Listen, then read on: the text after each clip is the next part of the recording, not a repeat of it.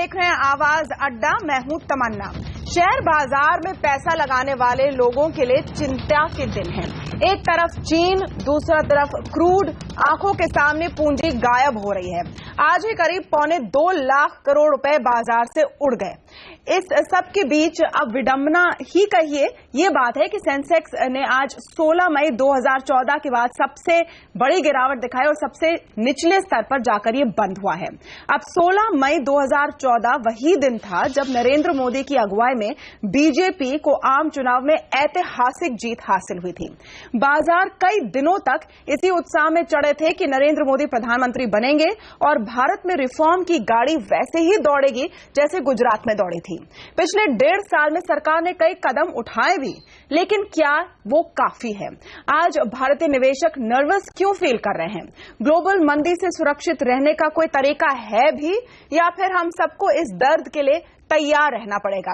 इसी सवाल के साथ आवाज अड्डा में हम खास चर्चा कर रहे हैं। हमारे साथ आज जुड़े हैं बीजेपी के प्रवक्ता गोपाल कृष्ण अग्रवाल, जो उनके इकोनॉमी सेल के हेड भी हैं, द वायर के फाउंडिंग एडिटर एमके वेणु, इलारा कैपिटल के वाइस चेयरमैन और सीईओ राज भट्ट, सिट्रस एडवाइजर्स के फाउंडर संजय सिन्हा हमारे साथ हैं, क्रिसिल के चीफ इकोनॉमिस्ट डीके जोशी और मार्केट एक्सपर्ट अजय बग्गा हमारे साथ इस पूरी चर्चा में जुड़े हैं। तो स्वागत है आप सबका। चर्चा शुरू करने से पहले आपको सुनाते कि आज दावोस में आरबीआई गवर्नर रघुराम राजन ने क्या कहा। उनका कहना है कि पूरी दुनिया में निवेशक वहां पैसा लगाएंगे जहां वो देखेंगे कि इकोनॉमी को सही तरीके से संभाला जा रहा है। My sense is at this point, if you're an emerging market, you focus on the fundamentals, try and get inflation down, try and get your current account deficit down, keep your fiscal on target, do all the good things, and then people reward you. They take the money off the table in a hurry when they're doing it everywhere, but then they come back. And so my sense is after the initial volatility, things will stabilize. People will try and look for the good, stable emerging markets. India is one of them. Our growth is pretty good. All the other indicators seem to be turning around. तो रघुराम राजन कह रहे हैं कि भारत के fundamentals अच्छे हैं, लेकिन जो लोग पैसा लगाते हैं वो ये देखेंगे कि आप बेसिक चीजों को कैसे हैंडल कर रहे हैं। और ये इसलिए जरूरी है क्योंकि बाजार के इस पेनफुल दौर में जो विदेशी निवेशक हैं वो भर भर के पैसा निकाल रहे हैं। आइए हम चर्चा शुरू करते हैं। अब एमके वेणु जी, कई लोगों का कहना है कि सरकार जितना कर रही है, कर सकती थी, वो कर ही रही है, लेकिन आपका क्रिटिकल व्यू क्यों है? तमन्ना, मैं ये कह रहा हूं कि जो आज दुनिया में हो रहा है ये सरकार के बस के बाहर है। मैं सरकार को ब्लेम नहीं कर रहा। और आपको मैं ये उदय कोटक अभी दावोस से उन्होंने एक बड़ा इंटरेस्टिंग स्टेटमेंट दिया, मैं आपके सामने रखना चाहता हूं। उदय कोटक ने ये कहा है कि जब 2008 में जो बड़ा ग्लोबल फाइनेंशियल क्राइसिस और बाद में रिसेशन आया था, तब इंडियन बिजनेसेस, तमन्ना, उन्होंने कहा कि उनको कॉन्फिडेंस था कि इंडिया उस क्राइसिस से को बिल्कुल विथस्टैंड कर लेगा और बैंकिंग सिस्टम भी उस वक्त स्ट्रांग था। और आपको याद होगा किस तरह लोगों ने इंडियन बैंकिंग सिस्टम की बड़ी सराहना की थी उस वक्त। इस वक्त उदय कोटक ये कह रहे हैं कि इंडियन बिजनेसेस जो उनसे जो डील करते हैं उदय कोटक भी, उनको बिल्कुल कॉन्फिडेंस नहीं है। उनका लेवरेज बहुत हाई है, बैलेंस शीट में बहुत डेट है और डिफ्लेशनरी ट्रेंड की वजह से डेट और ज्यादा दिखेगा। और उन्होंने ये भी बोला है कि बैंकिंग सिस्टम भी इंडिकेट किया उन्होंने कि आज वो स्थिति नहीं है जो 2008 में थी, स्ट्रांग थी। तो उनका ये कहना है कि जो ग्लोबल डिफ्लेशन जो है उसमें इंडिया भी पूरी तरह उसमें शामिल है। इसलिए अब हमें ये जरूर कहना पड़ेगा कि इंडिया कोई अलग स्टोरी नहीं है और इमर्जिंग मार्केट्स की तरह इंडिया भी इस बेयर मार्केट में बेयर के ग्रिप में आ गया है, तमन्ना। और आपको मैं बताऊं, मार्च 4 तारीख को 2015 में बजट के बाद जब राजन ने 25 बेसिस पॉइंट इंटरेस्ट रेट काटा था, तब 30,000 सेंसेक्स छुआ था और आज 20% उस वक्त से अभी तक 9 महीने 20% गिर चुका है। और बेयर मार्केट का डेफिनेशन है 20% fall.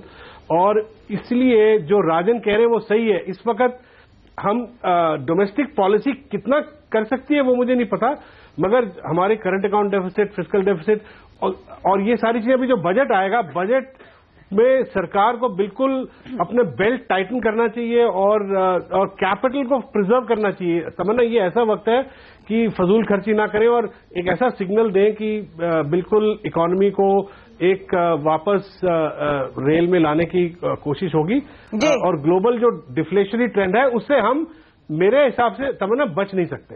Okay, Sanjay Sinha, MK वेणु का कंटेंशन है, उनका दावा है कि हम एक बेयर मार्केट में आ चुके हैं और ये जो बातें चलती हैं हमेशा कि देखिए बाकी दुनिया से हमारा हाल अच्छा है, हम चीन से अच्छी स्थिति में हैं, ये कहीं ना कहीं गलत है।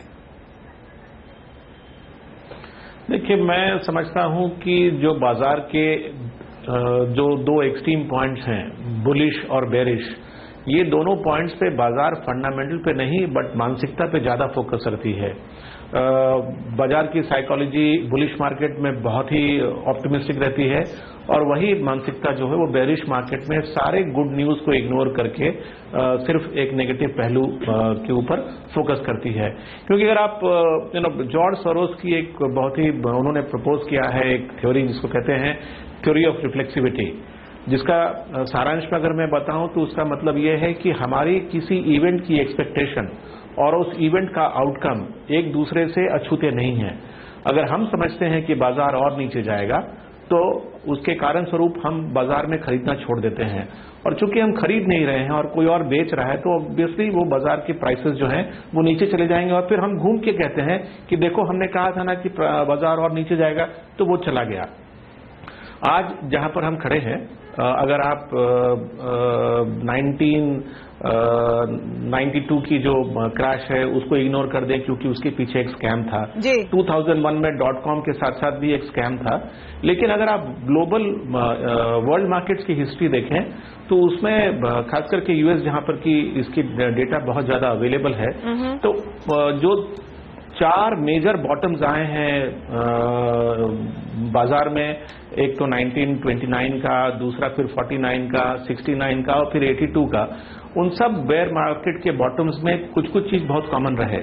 सबसे बड़ी बात यह रही है कि अर्निंग्स की रिवाइवल इकोनॉमिक रिवाइवल के बाद होती है और जब रिवाइवल होती है अर्निंग्स के, उसके पहले बाजार चलना शुरू कर देता है और कुछ कमोडिटी के प्राइसेस पर वो ज्यादा फोकस करता है। आज हम जहां पर खड़े हैं, सबसे बड़ी जो कंफ्यूजन बाजार में है वो क्रूड के प्राइसेस को लेके है। कोई समझ नहीं पा रहा है कि ये क्रूड के प्राइसेस इतनी तेजी से जो गिरे हैं, क्या वो सिर्फ चाइना के स्लोडाउन के कारण गिरे हैं या ग्लोबल डिमांड में इतना बड़ा डिस्ट्रक्शन हो गया है कि क्रूड के प्राइसेस गिर गए हैं।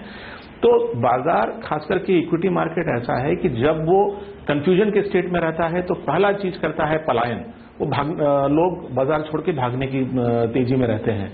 तो ये कंफ्यूजन का स्टेट तब तक क्लियर नहीं होगा जब तक कि ये 4 फैक्टर्स जिनका प्रभाव बहुत ही ज्यादा है, एक ग्लोबल इकोनॉमिक ग्रोथ, क्रूड के प्राइसेस, रुपये की डिप्रिसिएशन और हमारी डोमेस्टिक अर्थव्यवस्था की स्थिति, जब तक ये 4 चीज पर क्लैरिटी नहीं उपलब्ध होगी तब तक बाजार कंफ्यूजन के स्टेट पर रहेगा और इस पर दबाव बना रहेगा। नहीं तो संजय सिन्हा जी, जो बेसिक कंटेंशन है कि हम बेयर मार्केट में आ चुके हैं, आप इससे अग्री करते हैं या नहीं? मैं कहता हूं कि बेयर मार्केट का अगर डेफिनेशन है कि प्राइस अर्निंग मल्टीपल्स कॉन्ट्रैक्ट हो रहे हैं बट अर्निंग्स इंप्रूव हो रहे हैं, तो वो तो हमारे सामने है। अगर आप देखिए जो इस महीने तिमाही रिजल्ट सब जो आ रहे हैं, अपेक्षा के अनुरूप वो रिजल्ट्स काफी अच्छे आ रहे हैं। इन्फोसिस के रिजल्ट देखिए, रिलायंस इंडस्ट्रीज के रिजल्ट देखिए, तो बाजार इसको इग्नोर कर रहा है। तो ऑब्वियसली अर्निंग्स इंप्रूव हो रहे हैं but price earning multiples contract कर रहे हैं, तो ये तो बेयर मार्केट की डेफिनेशन है। ओके, तो अजय बग्गा जी, एक बहुत बड़ा डेफिनेशन है यहाँ पर और बहुत बड़ा सवाल है कि क्या अब हम जो स्थिति देख रहे हैं, क्योंकि हम कहां से शुरू करें कि बाजार में डर क्या है? क्या ये डर है कि ग्लोबल मंदी से हम अपने आप को इंसुलेट नहीं कर पाएंगे या जो स्टेप्स लेने चाहिए वो नहीं हुए हैं? क्या वो वाजिब है और क्या हम वाकई एक बेयर मार्केट को देख रहे हैं? बेयर मार्केट तो आ गया तमन्ना, 20% जैसे वेणु बोले और संजय भी कह रहे थे कॉन्ट्रैक्शन है। देखिए काफी दिग्गज शेयरों के अच्छे नतीजे आए और वो भी पिट रहे हैं, तो ओवरऑल ग्लोबल सेल ऑफ है। और अगर आप देखिए तेल की कीमतें 25% गिर गई हैं जनवरी 1 से जनवरी 19 तक। हमारा मार्केट 8% गिरा है। MSCI वर्ल्ड इंडेक्स 12% डाउन है। चाइना 20% डाउन है। तो हमने आउट परफॉर्म किया है रिलेटिवली, बट ओवरऑल हम गिरफ्त में आएंगे क्योंकि कैपिटल फ्लोज से हम लिंक्ड इन है बहुत। तो कैपिटल फ्लोज जब निकल रहे हैं इमर्जिंग मार्केट से, भारत से भी निकलेंगे। $1 बिलियन से ज्यादा 7-8 हजार करोड़ ऑलरेडी जनवरी 1 से अभी तक निकल गए भारतीय मार्केट से। उसके आगे मार्केट को संभाल पाना बहुत मुश्किल है। मैं कहूंगा संकट की घड़ी है विश्व के लिए, इतना आसान नहीं है। इसमें अगर सरकार ने अच्छा प्रदर्शन भी किया होता तब भी ये मार्केट ऐसा ही होता। वो आई थिंक कोई कोरिलेशन नहीं बचता है जब कैपिटल फ्लोज इतने खराब हो जाते हैं। टेक्निकली देखिए तो मार्केट ओवरसोल्ड है, पिछले 6 दिनों से हम कह रहे हैं मार्केट ओवरसोल्ड में आ गया, अभी इसका बाउंस होना चाहिए। कल एक हल्का सा बाउंस दिखा, बट सेंटिमेंट जब खराब रहता है तब वो अपना फंडामेंटल वैल्यू मार्केट नहीं खोजता है। तो सेंटिमेंट क्यों खराब है और किस हद तक खराब रहेगा? राज भट्ट हमारे साथ जुड़े हैं इलारा कैपिटल के। राज भट्ट जी, आप तो पहले ये समझाइए कि FIIs इतनी बड़ी तादाद में क्यों निकल रहे हैं भारतीय बाजार से, और क्या जब मूड बदलेगा तब भारतीय बाजार टॉप पिक में रहेगा या नहीं? Thank you. बेसिकली जो FIIs हैं वो इंडिया को स्पेसिफिकली नहीं टारगेट कर रहे हैं। There is a lot of redemption these days happening in the emerging market funds. I was just seeing the number this morning. हमारा 2015 में $760 बिलियन जो है निकला है डेट से और इक्विटी फंड से जो इमर्जिंग मार्केट्स के हैं। So it's India is a part of the basket of emerging markets. So the selling is not targeted towards India, but because selling is across all the emerging markets, and also selling is taking place in Europe also, and the America also, and of course the China. So it's a part of that, and unless we see, the oil price is also very important, because a lot of the Middle Eastern countries had the surpluses on their capital account and current account. A lot of that money was invested in the markets here in the funds. And because they have a pressure now, because the oil price is low, they can't meet the budgetary expenses through their oil revenue. So they are all redeeming their. So that is coming from there. Then we also have the deflation across all commodities, not just oil. So people are really scared here, worried about the global deflation. We have seen deflation in Japan, for 3 decades, no end to it. And US now, people are doubting whether this interest rate increase which was done is really was right move or not, and there's a worry about US growth rate declining. Europe also the same problem. So the major worry is that if we see deflation across a lot of these markets, then the risk premium is very, very extremely high. If you see the spread between the junk bonds or the other bonds between the government treasuries, the spread is extremely, extremely high. So it's a very volatile and risky situation. I think people just want cash. They want return of capital, not return on capital. I think that's the theme. They are willing to pay money to keep cash with the banks. That's what Europe banks are charging today. Negative interest rates for keeping the money, and that's explains the scenario that India is being part of emerging market basket. And eventually, I think what Mr. Rajan was saying, that when these things settle down, then people will look for safer places. India stands out because India has better dynamics than the other emerging markets. Okay. So money will eventually come back. I am also positive about it, but having said that, I think we have also a problem about the interest rate. I think we are, we keep talking up the inflation in our country. I think our interest rate is too high, and to see any meaningful growth, I think we have to see. I think we are behind the curve in terms of cutting interest rates, but we have got a lot of scope to cut interest rates, and I think that will help the economy going forward. Okay. Gopal Krishna Agarwal ji, अब सरकार से ये सवाल है कि जितना हो सकता था क्या उतना किया है, और हम इसलिए इसको रिलेट कर रहे हैं 16 मई 2014 से, जहां से बूम शुरू हुई थी। आज जाकर हम वहीं पर हैं, चाहे आप सेंसेक्स को देखिए, आप रुपए को देखिए, वो भी उन्हीं स्तरों के आसपास है। कहीं ना कहीं लगता है कि जितना यूफोरिया था, जितनी एक्साइटमेंट थी इस सरकार को लेकर, उसमें एक रियलिटी चेक आई है। नहीं, देखिए, ये जो बात आपने कही है कि जो विभिन्न वक्ताओं को मैंने सुना और उधर भी और भी स्टेटमेंट्स आ रहे हैं, पूरी ग्लोबल इकोनॉमी डाउन ट्रेंड में है।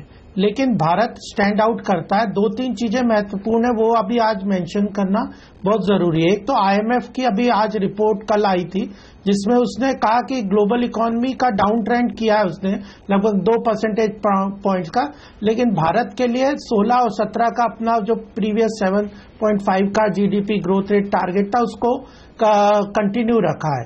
दूसरी बात है कि अगर हमारे देश में अगर हमारे डोमेस्टिक इन्वेस्टर हैं, ये जो इंडस्ट्रियलिस्ट हैं, उनका जो दावोस के पहले PwC का एक सर्वे आया है, उसमें 64% हमारे इंडस्ट्रियलिस्ट ने कहा है कि 12 महीने में, आने वाले समय के 12 महीने में वह बहुत अच्छा अपनी कंपनी के लिए ग्रोथ देखते हैं।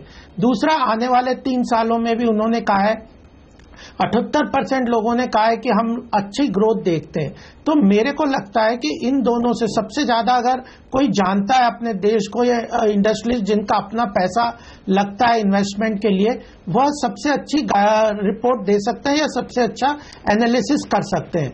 और अगर हम FDI फिगर्स भी देखें पिछले तो साल की और सब पीछे पीरियड की, तो 35 बिलियन का FDI हमने वर्ल्ड का लार्जेस्ट FDI अट्रैक्ट किया है।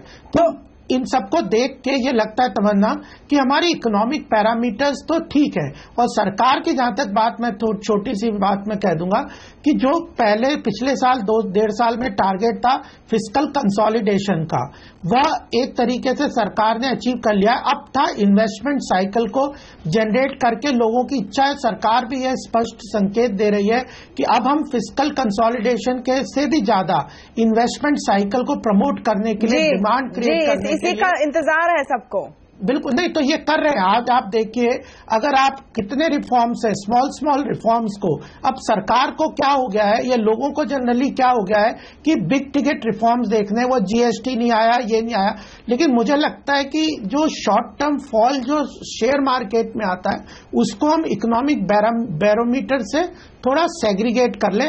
सरकार ने, आप देखिए, सब्सिडी के अंदर 42,000 करोड़ की सब्सिडी तो सेव की है केवल गैस सब्सिडी के रूप में, और भी डायरेक्ट कैश ट्रांसफर। अग्रवाल साहब, शॉर्ट टर्म बाजार के मूवमेंट की बात नहीं है ये बात है कि बाजार क्या भाप रहा है, क्योंकि बाजार हमेशा फ्यूचर को डिस्काउंट करके चलता है।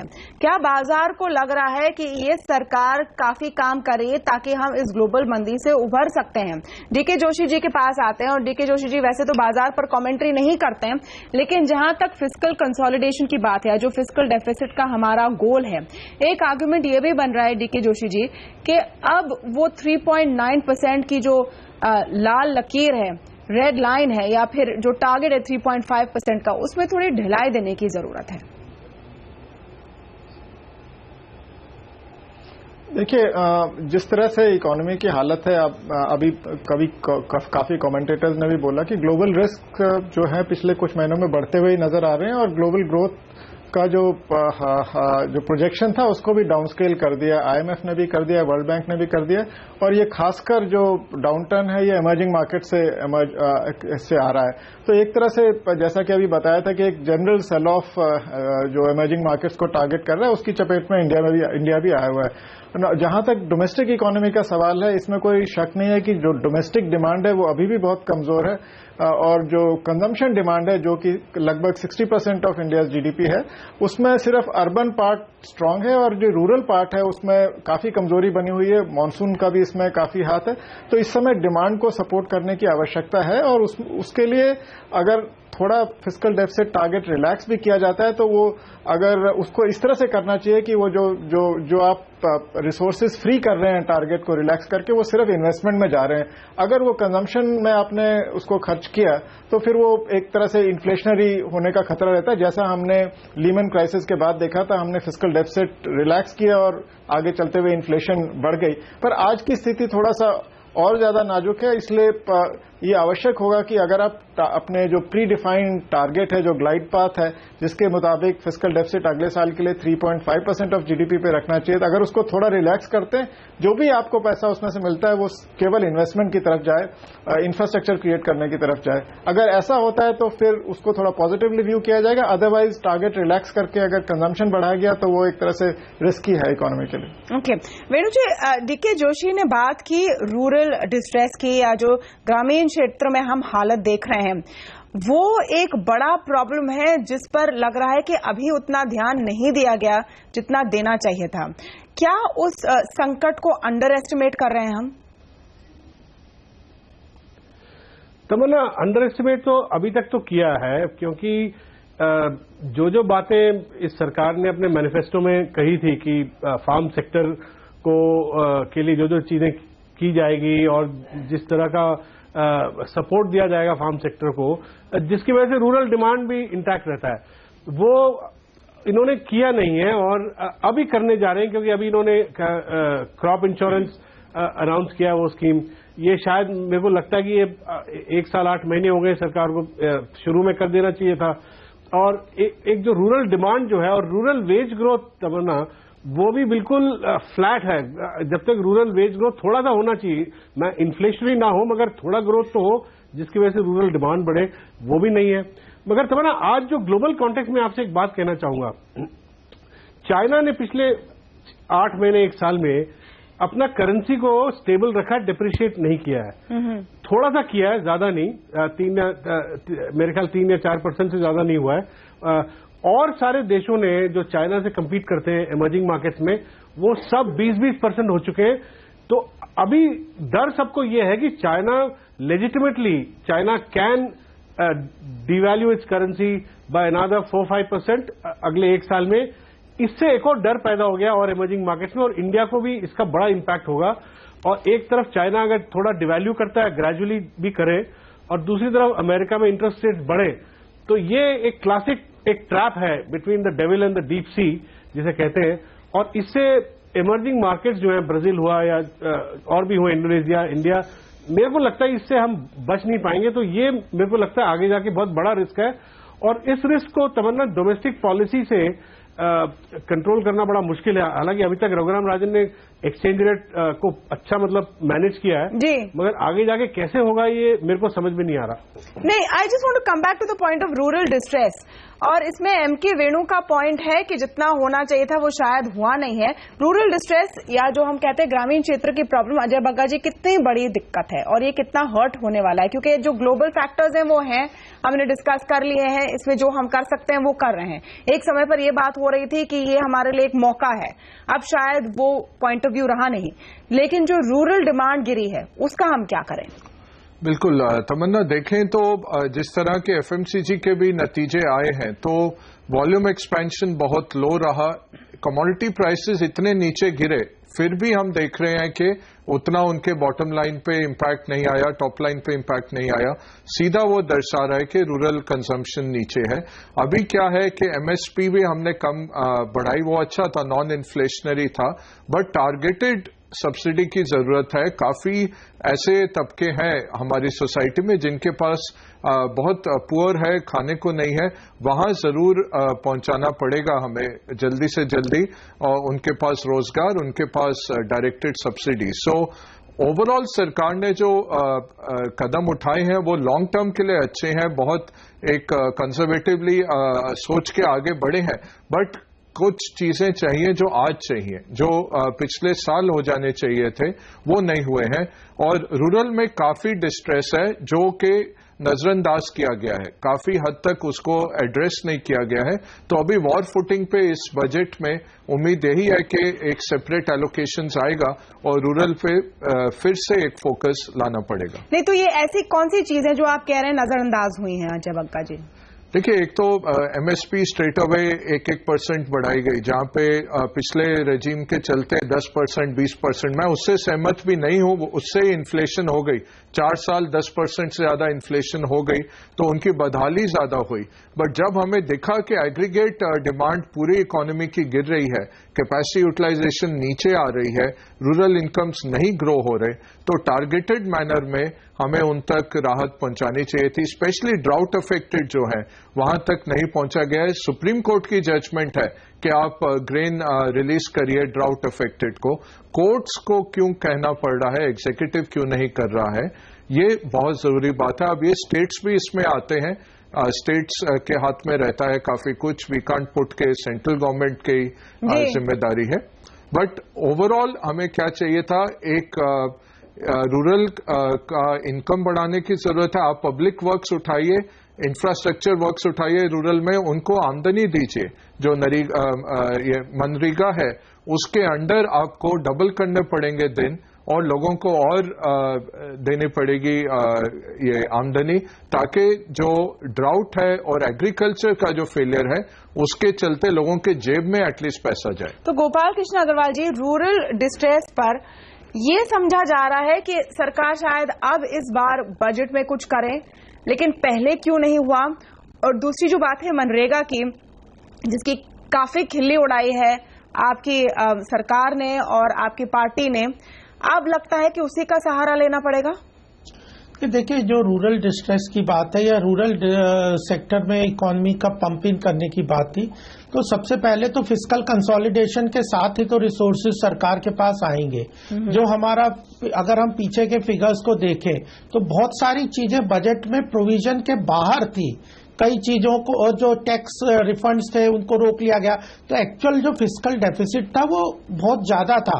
हमारे यहाँ इन्फ्लेशन बहुत हाई था, फिस्कल करंट अकाउंट डेफिसिट, इन सबको कंसोलिडेट करना बहुत जरूरी था। रिसोर्स सरकार के पास जनरेट होंगे तभी तो इंफ्रास्ट्रक्चर में वो इन्वेस्ट करेंगे, और अब वो हम अचीव कर पाए। दूसरा, जितनी जो सोशल सिक्योरिटी की स्कीम्स थी पिछली सरकार और हमारी सरकार में, ये फर्क है कि वो एम्पैनलमेंट की बातें करते थे, एंटाइटलमेंट की बातें करते थे। हम लोग एम्पावरमेंट की तरफ बढ़ना चाहते हैं, तो उसमें जो सोशल सिक्योरिटी स्कीम्स में जो लीकेजेस थे, चाहे वो सब्सिडी के हो, और उनको रोक के नरेगा में और इनमें, तो इनको रोकने का ट्रांसपेरेंसी लाने की बहुत आवश्यकता थी। तो मुझे लगता है कि अब वो फिस्कल कंसोलिडेशन हो गया, वह लीकेजेस को रोकने की सरकार ने बहुत तरीके से प्रयास किया। सब्सिडी में इंफ्रास्ट्रक्चर, चाहे जनधन योजना के थ्रू उसको क्लियर किया है। तो इस साल मैसिव इन्वेस्टमेंट इंफ्रास्ट्रक्चर में रूरल एरियाज में होगा, और वह एक इकोनॉमी को किक स्टार्ट करेगा। फिर आपने इंश्योरेंस सेक्टर के रिफॉर्म की बात की, और अभी तो फोकस बहुत क्लियर है कि इस बार एग्रीकल्चर इकोनॉमी को बहुत अच्छा बूमिंग स्टेट में लाया जाएगा। एक वरी हमें भी बहुत ज्यादा लगती है सरकार के स्तर पे, वह है जो एनपीएस जो है, यह बहुत सारा प्रॉब्लम क्रिएट कर रहा है। एनपीएस एक बहुत बड़ा प्रॉब्लम है, और इस सब्जेक्ट पर हम डिटेल से बात करेंगे एक छोटे से ब्रेक के बाद। जाएगा नहीं।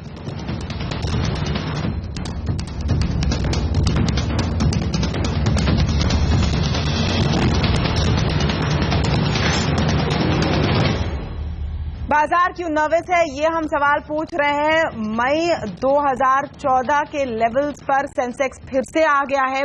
जितनी खुशी थी, उत्साह था, क्या वो गायब हो गया? और उसके लिए क्या सिर्फ ग्लोबल मंदी ही जिम्मेदार है? क्या हम और कुछ कर सकते हैं या नहीं कर सकते हैं? क्या भरोसा घटा है? इस पर हम खास चर्चा कर रहे हैं। संजय सिन्हा जी, एनपीएस के मामले पर आते हैं, क्योंकि ये एक बड़ी दिक्कत है जो सब मानते हैं, सब देख रहे हैं। सरकार ने इसमें कुछ एलोकेशन किया है, इंद्रधनुष प्लान वो लेकर आए हैं, लेकिन क्या ये काफी है? मेरे ख्याल से ये काफी नहीं है, क्योंकि अगर आप देखिए किसी भी इकोनॉमिक डाउनटर्न में सबसे बड़ा रोल जो निभाया जाता है उस इकोनॉमी को दूसरे डाउनटर्न से बाहर निकालने के लिए, तो वो रोल होता है इंटरेस्ट रेट्स का। हमारे यहाँ अनफॉर्चुनेटली जो रिजर्व बैंक ऑफ इंडिया ने 4 इंस्टॉलमेंट में 125 बेसिस पॉइंट की रेट कटौती की, उसका बैंकिंग सेक्टर ने लेंडिंग के लेवल पे ट्रांसमिट उसको नहीं किया। कम ज्यादा से ज्यादा अगर हुआ होगा तो 30 से 40 बेसिस पॉइंट का। वो ऐसा इसलिए नहीं कर पा रहे हैं क्योंकि उनकी जो एग्जिस्टिंग बैलेंस शीट्स है वो एनपीए के बोझ के कारण इतनी दबी हुई हैं कि वो ज्यादा फ्रंट फुट पे आके लेंडिंग बढ़ा भी नहीं सकते। मेरे ख्याल से इस बजट में अगर कोई बहुत ही बड़ा महत्वपूर्ण काम सरकार को करना है तो वो बैंकिंग सेक्टर में इस जो बड़ा सा प्रॉब्लम है उसको एड्रेस करने का उनको करना पड़ेगा। वो कैसे कर सकते हैं? देखिए 2001 में ऐसी ही एक सिमिलर समस्या आई थी फाइनेंशियल सेक्टर में, जब यूटीआई के एसेट्स को एक स्पेशल पर्पस व्हीकल में डाल दिया गया था, क्योंकि वो उस समय वो एसेट्स थे स्ट्रेस्ड। आज हमें ये देखना है कि जो बैंकिंग सेक्टर में अगर जो स्ट्रेस्ड एसेट्स हैं, जो नॉन परफॉर्मिंग एसेट्स हैं, उनमें ऐसे कितने सारे एसेट्स हैं जिनका नॉन परफॉर्मिंग होना सिर्फ बैंक के रिस्क मैनेजमेंट के कारण नहीं हुआ है, but because of the global environment. अब अगर कमोडिटी के प्राइसेस अगर इतने गिर गए हैं तो मान लीजिए किसी स्टील क्षेत्र की कंपनी को अगर लोन दिया गया है तो ऑब्वियसली वो लोन रिपे करने में थोड़ा सा समय लेगा। इस तरह के अगर हम सेक्टर्स को आइडेंटिफाई कर लें और उनको एक स्पेशल पर्पस व्हीकल में अगर हम उनको रख दें और उसको उससे जो राशि हम खड़ी करें उससे बैंक को कैपिटलाइज कर दिया जाए, तो मेरे ख्याल से ये दोहरा अटैक होगा जो हमारी इकोनॉमी को रिवाइव करेगा। एक, बैंक की बैलेंस शीट्स फ्री हो जाएंगी लेंडिंग को रिवाइव करने के लिए। दूसरी, जो इंटरेस्ट रेट की कटौती को ट्रांसमिट नहीं किया गया है वो ट्रांसमिट हो पाएगा। और हम इस बात से इनकार नहीं कर पाएंगे कि अगर पिछले साल हमारी इकोनॉमी सही ढंग से चली तो उसमें बहुत बड़ा योगदान अर्बन कंजम्पशन का बरकरार रहने का था। तो ये कैसे हो रहा है अर्बन कंजम्पशन में ग्रोथ? अगर आप देखिए तो ऑटो क्षेत्र के जो नंबर्स आते हैं मंथ ऑन मंथ, ये हर महीने स्ट्रांग रहे।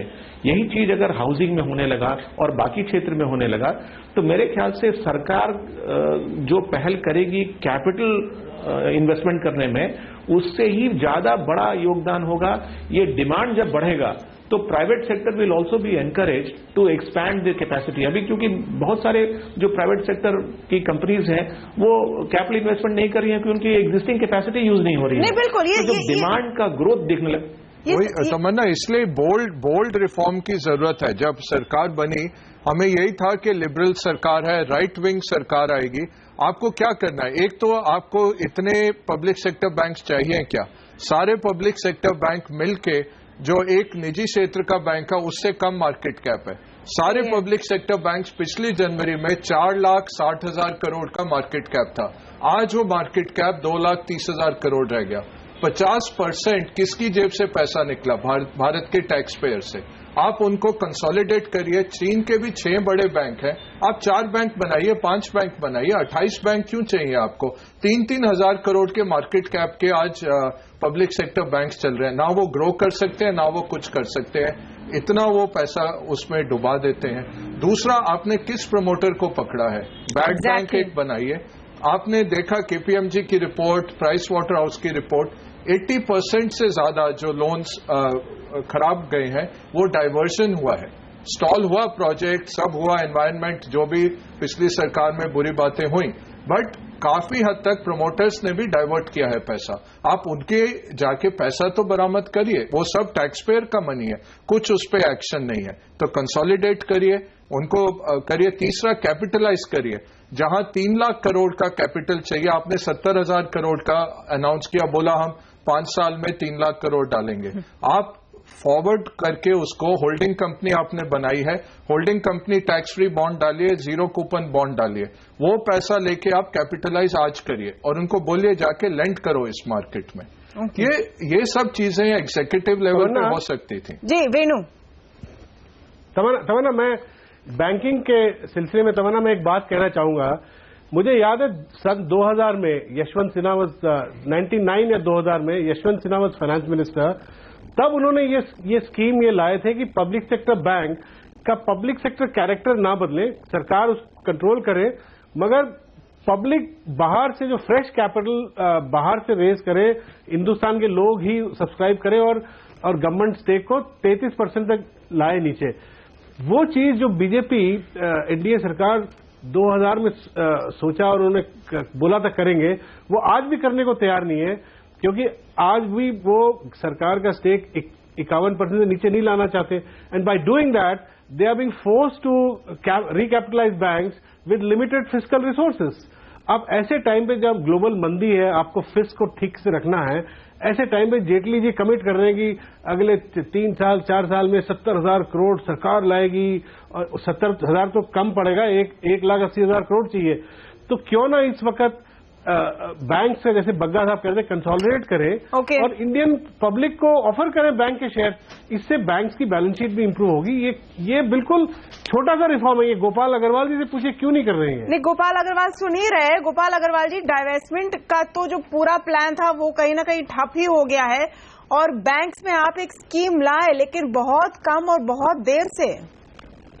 देखिए, मैं 2-3 बातें डाइवर्समेंट नहीं है, फ्रेश कैपिटल, मैं कह रहा हूं फ्रेश कैपिटल। जी हाँ, मैं 2-3 बातें बैंकिंग सेक्टर के लिए कहूं। जैसे एनपीए का मैंने कहा, ये सरकार जानती है, बहुत हमारी सरकार जानती है कि एनपीए का बहुत बड़ी समस्या है और इसका सबसे बड़ा कारण, जैसे बग्गा जी ने भी कहा कि जो हेल्ड अप प्रोजेक्ट्स थे तो उसके ऊपर एनवायरमेंटल क्लियरेंस, लैंड एक्विजिशन, ये सारे इश्यूज को उनको रीस्टार्ट करने के, बग्गा जी के आप बहुत ही सिलेक्टिवली सुन रहे हैं बातें।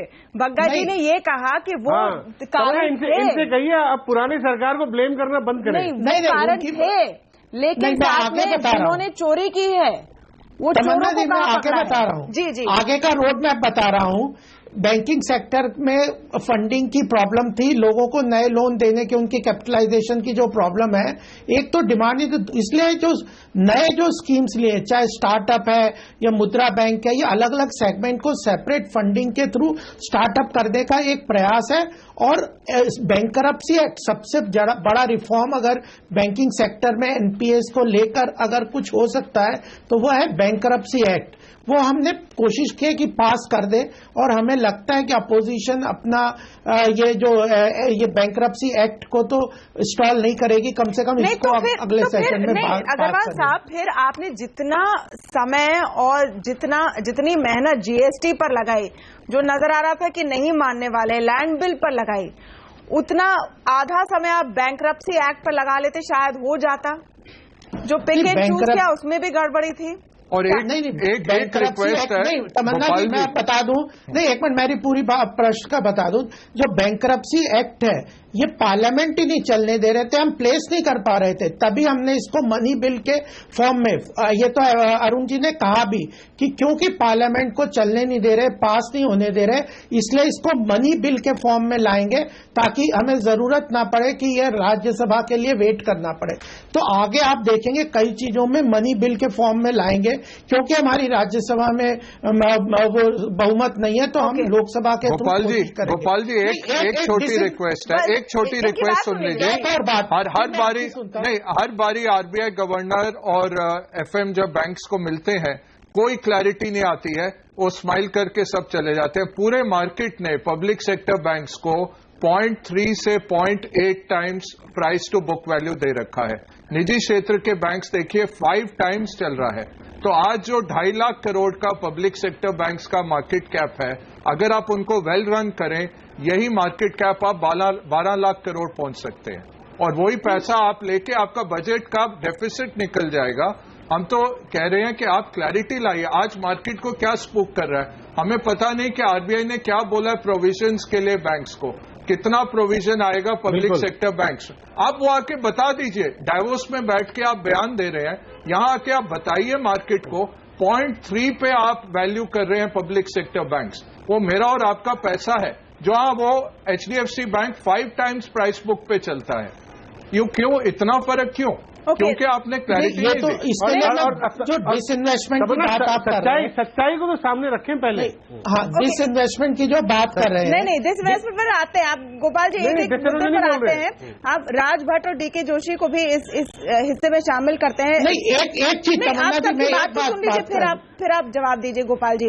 राज भट्ट जी, बैंक्स पर ये सवाल है कि चीन का मुद्दा है, भारत सरकार शायद कुछ ज्यादा नहीं कर सकती उसमें, क्रूड का हमें फायदा मिलता है लेकिन किस हद तक हम उसको भुना रहे कि नहीं वो एक अलग सवाल है। लेकिन जो बैंकिंग सिस्टम में एनपीएस का ये मॉन्स्टर अगर खड़ा हो गया है, उसके लिए क्या थोड़ी सी स्लगिश है अप्रोच? देखिए, जो अभी बताया कि और the public sector banks are they're quoting from 0.3 to 0.6 to the book value मतलब ये तो रिफ्लेक्ट कर रहा है कि एनपीए पूरी तरह से डिस्क्लोज नहीं है, पूरी तरह से प्रोवाइड नहीं किया गया है।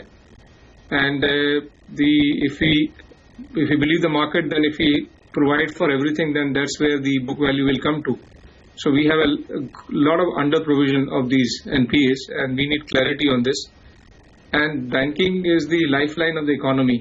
Banking system in India needs, I think, most attention right now. And ये बहुत ही सीरियस प्रॉब्लम है, इसके लिए कोई सीरियस सोल्यूशन चाहिए and it needs to be on the top priority. जैसे एक आपके स्पोक्स पर्सन ने बोला कि यूएस में एक टॉप करके कोई स्कीम निकाली थी उन्होंने 2008 के बाद, ट्रबल एसेट रिलीफ प्रोग्राम, उसी तरह से कोई स्कीम निकालनी पड़ेगी गवर्नमेंट को जिससे बैड एसेट्स को निकाल के वो अलग कर दे और बैंक्स को कंसोलिडेट करें. I think it was a wonderful idea but one of your spokesperson. Then why do we have so many banks? We don't need more than maybe 10 banks at the most, looking at India's size. So they have to consolidate. So they have to put it on the topmost priority if they want economy on the right track. And they have to recapitalize the banks also. नहीं, वो top most priority के पहले शायद DK Joshi ji हमको मानना पड़ेगा कि कितनी बड़ी प्रॉब्लम है. अगर एनपीएस अभी भी अंडर डिक्लेयर हो रही है, लोग बैंक्स बता नहीं रहे हैं कि कितने खराब लोन है, तो वो प्रॉब्लम वहां से शुरू हो रही है. सामना करना पड़ेगा इसमें. देखिए, अगर आप आरबीआई ने फाइनेंशियल स्टेबिलिटी रिपोर्ट रिलीज की थी, उसमें एनपीए और रीस्ट्रक्चर्ड एसेट्स, इनको दोनों मिला के देखें तो वो वीक एसेट्स वो बहुत ही ज्यादा तेजी से बढ़ा है सितंबर तक. तो clearly I think NPA problem अभी बढ़ती हुई नजर आ रही है. और ये एनपीए ओरिजिनेट कर रहे हैं उन सेगमेंट से, या तो वो इंफ्रास्ट्रक्चर में है या इन्वेस्टमेंट लिंक या कमोडिटी लिंक. तो इन कुछ तो situation genuinely it is because of worsening of commodity cycle, prices गिर गए हैं तो उसका स्टील सेक्टर और तमाम कमोडिटी लिंक सेक्टर्स में असर पड़ रहा है. पर कुछ हेयर कट मेरा ये मानना है कि हेयर कट लो और आगे बढ़ो. उसके लिए किस तरह की स्कीम आती है?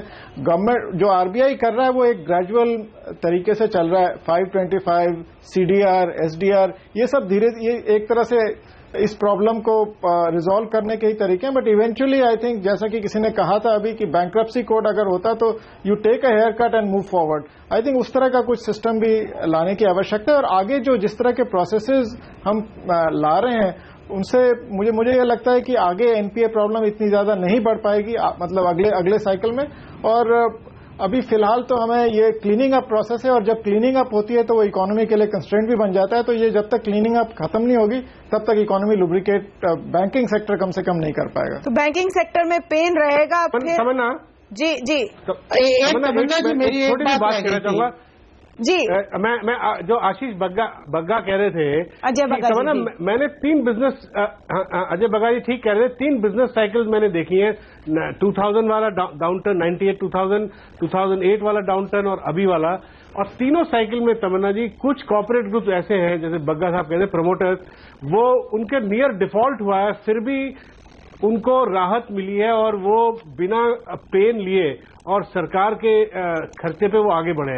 ये चीज अब और नहीं हो सकता. और रघुराम राजन ये कह रहे हैं, देखना है कि इनमें अगर पॉलिटिकल विल है क्या कि उन्हीं प्रमोटर्स को फिर आगे बढ़ने दें. नहीं, प्रमोटर्स की बात आपने बहुत ही जरूरी बात कही है. यहाँ पर एक तरफ कह रहे हैं कि जो स्मॉल सेविंग स्कीम्स हैं उसमें इंटरेस्ट रेट घटाएंगे, लेकिन दूसरी तरफ प्रमोटर्स इतने करोड़ों रुपए लेकर निकल गए हैं, उनका क्या होगा?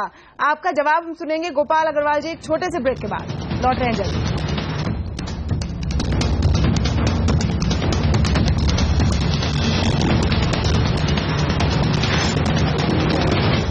बाजार को किस बात का डर है, और उस डराने वाली चीजों की लिस्ट में चीन भी है, क्रूड भी है और बैंकिंग सेक्टर के एनपीए भी है. हम यहाँ पर चर्चा कर रहे हैं कि क्या जो सरकार ने किया वो काफी है और क्या कर सकती थी, और जो ग्लोबल स्लोडाउन का पेन है वो हमें किस हद तक सहना पड़ेगा. गोपाल अग्रवाल जी, बैंकिंग सेक्टर पर हमारे जो सारे एक्सपर्ट्स हैं उन्होंने कहा कि इस प्रॉब्लम को तो पहले आप मानिए और फिर जो बिग बोल्ड रिफॉर्म्स की बात हो रही है यहाँ पर दिखाने ही होंगे. छोटे छोटे इंक्रीमेंटल स्टेप से काम नहीं चलेगा. बिल्कुल, मैं एग्री करता हूं. मुझे लगता है कि 2-3 बातें हमें इसमें जरूर ध्यान रखनी चाहिए और सरकार उसकी तरफ पूरी तरह से जागरूक है. पहली बात, प्रॉब्लम क्या है कि मुझे लगता है ये बेसिल 3 नॉर्म्स है, इसके कारण एग्रीवेट हो रही है कहीं ना कहीं हमारी और पूरी बैंकिंग सिनेरियो. इसके ऊपर जरूर हमें कुछ ना कुछ स्टैंड लेना पड़ेगा कि ये बेसिल 3 नॉर्म्स जो है उसके कारण एमपीए का कैलकुलेशंस और उसके लिए क्या बैंक्रप्सी एक्ट के थ्रू वो मॉडिफिकेशन होके हम क्या वे ऐड करेंगे, वह सरकार जरूर सोच रही है. दूसरी मैं बात जो कहना चाहता हूं वह है कि जो ये दोनों तरफ की पुश एंड पुल्स होते हैं. जो एसेट रिकंस्ट्रक्शन की एक तरफ बात होती है तो हमें यह ध्यान रखना पड़ेगा कि जो इंडस्ट्रियल सेक्टर है उसमें फेलियर्स और फ्रॉड को सेग्रीगेट करना पड़ेगा. अजय बग्गा जी और एम के वेणु ने एक तरफ कहा कि जो सारे एनपीएस हैं वो फ्रॉड्स, अगर हम उनको सबको क्लासिफाई कर लेंगे कि फ्रॉड्स के अंदर या फेलियर्स, इन दोनों को सेग्रीगेट करके सरकार को एसेट रिकंस्ट्रक्शन के रूट पे काफी कॉन्फिडेंटली चलना पड़ेगा। अभी वो जो सिनेरियो है, क्योंकि पिछला करप्शन का और ये सब देश में ऐसा करप्शन की इतनी स्ट्रांग फाइट पूरे देश में हुई थी, उसके कारण वह कॉन्फिडेंटली सरकार उस तरफ बढ़ने में हिचकिचाहट कहीं हो जाती है कि फेलियर्स और फ्रॉड को हम सेग्रीगेट करेंगे तो एसेट रिकंस्ट्रक्शन तभी कर पाएंगे, और वो करना कितना वाजिब है, कितना पॉसिबल है इन दिस सिनेरियो जिसमें अपोजिशन और इस तरह की हमारी डेमोक्रेटिक सेटअप है। ऑपोजिशन वाली बात पर क्योंकि आपने बैंक्रप्सी एक्ट की भी बात कही, और यहाँ मैं संजय सिन्हा जी को जोड़ना चाहती हूँ। बहुत सारी चर्चा हो चुकी है कि किस तरह से पार्लियामेंट में काम नहीं हुआ, जीएसटी रुक गया, इतने सारे बिल्स रुक गए, और ये एक रियलिटी हो गई है अब हमारे पॉलिटिक्स की। क्या सरकार अब इसके बहाने अपने आप के परफॉर्मेंस को आंक सकती है? क्या ऐसी चीजें नहीं है जो सरकार अपने आप नहीं कर सकती? नहीं, तमन्ना जी बहाने नहीं कर रहे, हम पूरी जिम्मेदारी के साथ आगे बढ़ेंगे। संजय सिन्हा जी से सवाल है जी। देखिए, मैं समझता हूं कि जहां तक लेजिस्लेटिव लॉकजैम की बात है, वो कुछ महत्वपूर्ण इकोनॉमिक बिल्स पर केंद्रित है, जैसे कि जीएसटी बिल पर केंद्रित है, लैंड एक्विजिशन बिल पे केंद्रित है, बट ऐसे बहुत सारे एग्जीक्यूटिव एक्शन है जिस पर सरकार काम कर सकती है, वो किसी भी पार्लियामेंट लॉकजैम से अफेक्टेड नहीं है।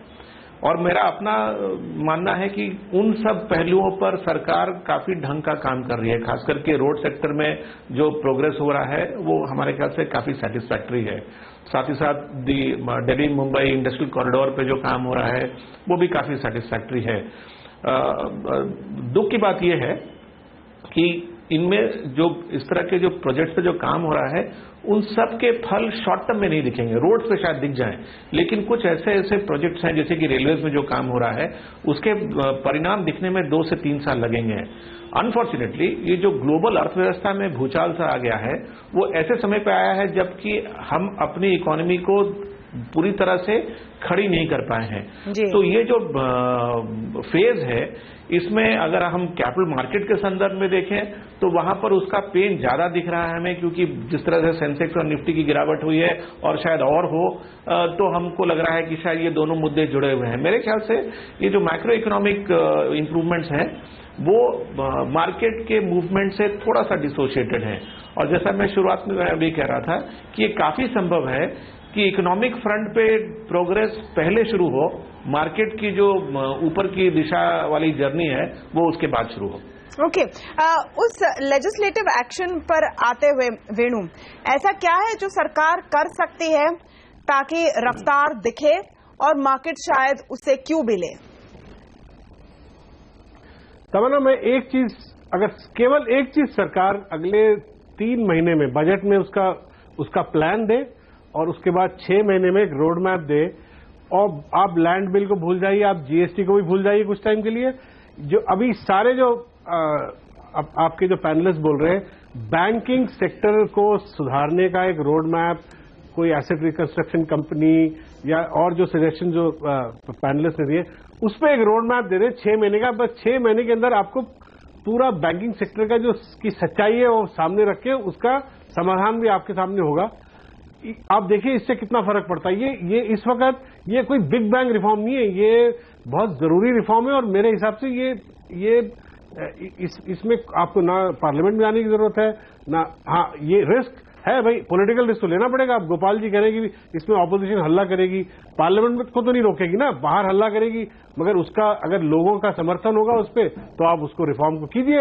अब रिफॉर्म रिस्क तो लेना पड़ेगा पॉलिटिकल, आपको ऐसी 282 सीट थोड़ी मिले, आपको तो इतना रिस्क तो होगा नहीं। ये याद कीजिए कि ये भी एक चुनावों का साल है। अगर आप कह रहे हैं कि पब्लिक सेक्टर बैंक्स को कंसोलिडेट करे, ये बहुत बड़ा पॉलिटिकल रिस्क है। गोपाल अग्रवाल जी, ये रिस्क उठाने के बारे में सोच सकती है सरकार?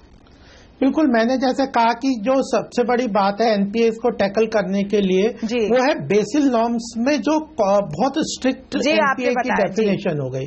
तो मुझे लगता है बैंक्रप्सी एक्ट के थ्रू उसको कहीं ना कहीं एडजस्टमेंट की बात आएगी और बेसिल नॉर्म्स में रिलैक्सेशन की बात है और एसेट रिकंस्ट्रक्शन के ऊपर भी जाएंगे। और जहां तक ये प्रोजेक्ट की out of the parliament legislation भी जो रिफॉर्म्स है वो तो कर ही रहे हैं। आप देखें एनवायरमेंटल क्लियरेंस से कितने प्रोजेक्ट शुरू कर दिए, रोड कंस्ट्रक्शन का टारगेट नितिन जी कह रहे हैं कि 50,000 किलोमीटर का हम अनाउंस कर देंगे by the end of the budget.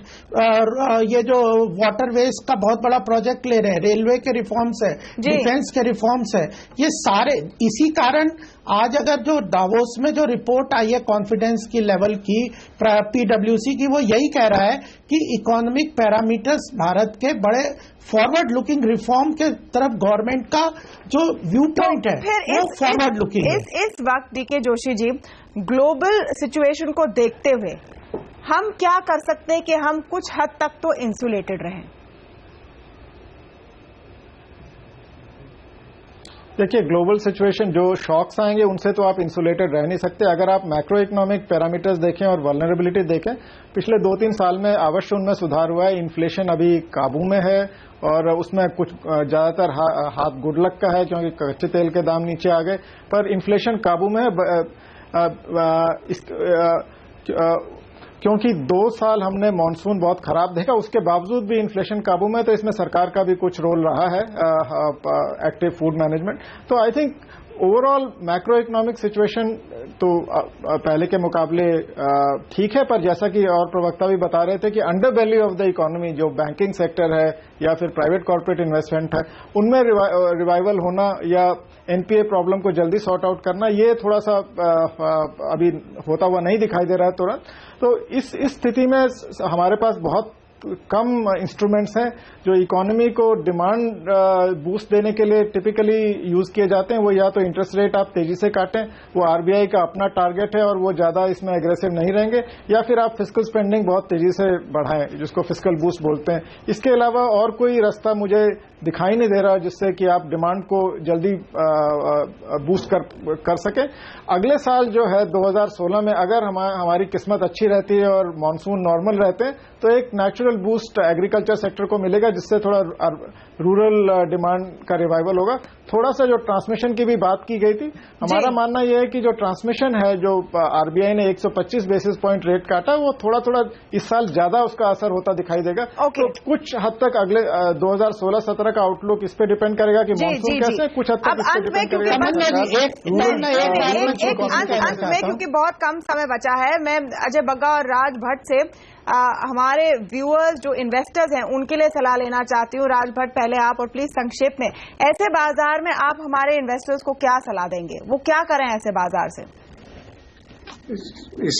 I think अभी शॉर्ट टर्म के लिए तो ये इन्वेस्ट करने का टाइम नहीं है, because volatility is going to be extremely high over the next 5 to 6 months. So anybody who wants to invest for short term is not the market for them. And medium to long term, India has very strong fundamentals as emerging market. I am very confident the money will come in, and as long as we get policy response from the government, so investors should stay away for the short term. जी, for medium to long term. Ajay Bagga ji, बिल्कुल राज से सहमत हूं। तमन्ना के short term में अभी side पे बैठने का है, ये इतना जल्दी नहीं सुलझेगा। ये जो ग्लोबल इशू है, टाइम लगेगा, बट भारत उभरेगा। सरकार से मैं ओवरऑल सपोर्ट करता हूं, बट बहुत चीजें, 2-3 चीजें छोटी एंड में कहना चाहूंगा तमन्ना, क्योंकि बजट का टाइम है। अगर आप 10 लाख तक टैक्स ना लें, 10 लाख रुपए कमाने वाले 85% आपके टैक्स रिटर्न निकल जाएंगे सिस्टम में से। वो इनकम टैक्स वाले कभी नहीं एग्री करेंगे क्योंकि उनकी नौकरियों पे हानि आती है, बट ये आपको पॉलिटिकल डिसीजन लेना पड़ेगा। तो ये एंड में जो नसीहत है कि थोड़े समय तक पॉलिटिक्स आप भूल जाइए जब आप बजट बना रहे हैं, जब आप पॉलिसी के बारे में सोच रहे हैं, क्योंकि इस समय रिफॉर्म की सख्त जरूरत है और उस पर सरकार फोकस करे। बहुत बहुत शुक्रिया आप सबका हमारे साथ आज आवाज अड्डा में जुड़ने के लिए। नमस्कार।